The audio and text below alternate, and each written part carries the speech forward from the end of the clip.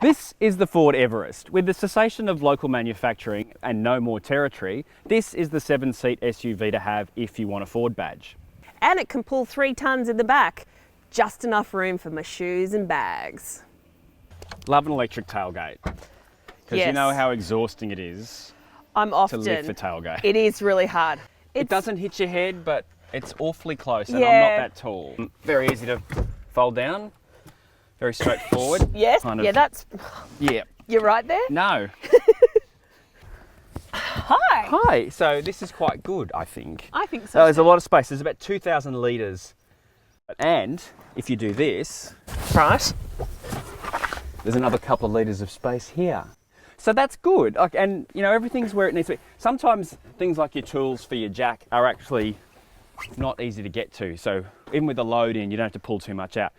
And I like that the seats at the back are often an afterthought. Yeah. But even these seats in the back, they have cup holders, armrests. You know how Aircon. I love a cup holder. She loves a cup holder. Their own air conditioning vents. So you're actually well looked after in the third row, which Yeah. is, as you say, very unusual. Yes. And there's also power in the back here.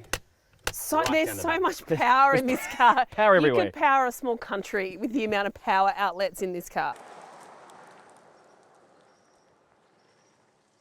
So I think it's important to cover just how large this car is. I'm sorry, I can't hear you. You're too far away. I say we must cover how large this car is. Oh yes, it's very large. It is a little bit noisy, isn't it? Yeah. The cabin's a bit roary, and the engine does, you hear it. Yeah. You hear it. Everyone's got their devices, headphones, so really, and you know, it's mum and dad's time to talk or not. So maybe the engine noise is a welcome distraction. There are some lovely lady touches in the car, such as, here are my sunglasses. Don't mind if I do. But that's like, and again, this is something you're a fan of, these little extra bits and bobs Yes. where you can put cups, although Cups. They are not two different size, but they are still well apportioned. The entertainment system, very easy to sync, pair, navigate. Digital radio, such a yes, fan. digital radio's nice. Yes. I do love that touch. But rubbish outside of the major cities. Navigation was good too. Yep. I knew where I was. Nokia here, Nat Maps. Yep, very good. I like the quadrants. So here's your entertainment, here's your phone, here's your climate. Here's... It is very well set Yeah, up. so I really liked that. Yeah. And then still with your manual stuff if you want to kick it old school. Yeah. Yeah, no, it's a good cabin. I don't mind it. Look, the plastics are very hard, which upsets some people. It doesn't particularly upset me because you're not far away from being able to hose this car out, which you wouldn't at. I'll also say double-sided mirrors with a light. So when I'm off-roading and still want to look Your best. like Charlize Theron from Mad Max. Yeah. Well, this is a bit of a Mad Max car actually because it's incredibly talented off-road. Yep. Which we don't have a lot of chance to do. But No. Yeah, it'll rock hop. My experiences of diesels is limited. Yep. And I'm always scared of the pickup. The pickup here is great. Yes. Well, that's the thing about a torquey diesel. So this is a 5-cylinder diesel turbo, 3.2 litres. It's quite torquey, and the power isn't outstanding. It's a bit like Crazy Uncle David. Yes, I have a crazy Uncle David. Yes, it totally describes. Yeah.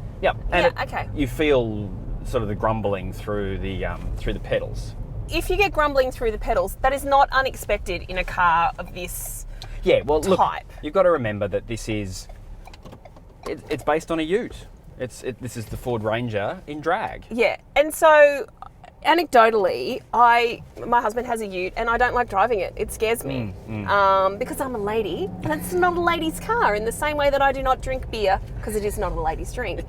And so but I have none of that in this car. I feel high off the road, which I like. It gives me a perceived, or maybe not perceived, sense of safety. Yeah. And it clearly handles thin roads as we go over the world's Smallest bridge. Well done, me.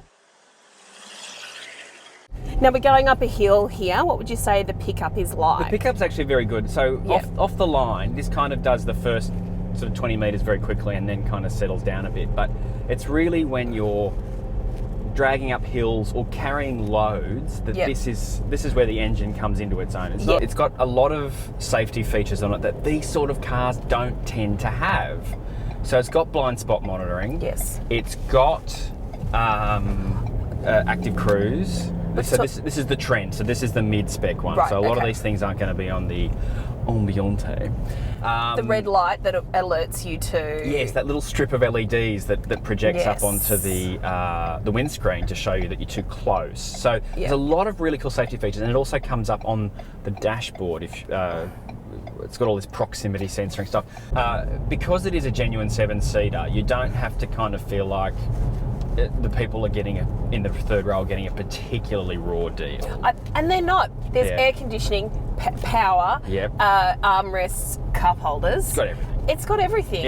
And the leg room. Like I sat in the back of it there, and I would be happy to drive within a 3-hour radius. Yeah, I think 3 hours fair. And really, with Stop, Revive, Survive, we should be, hopping out every 2 hours. So. Yeah, and I think, as an urban-only proposition, it's a little bit, I don't know, it's not a car that I would want, particularly in an urban environment. But having said that, with all the safety gear and all the blind spots helping and all that, it wasn't as difficult as I thought it might be in the city. It drove quite well in the city, definitely. But if you're a family that really genuinely does go out to places like this, where there's rivers to ford and sand to and mud to plug, this is a terrific car. And what I think about it is it's if you were going for a drive and you hit a patch and you were like, I don't know whether this car's going to get through it. Yep.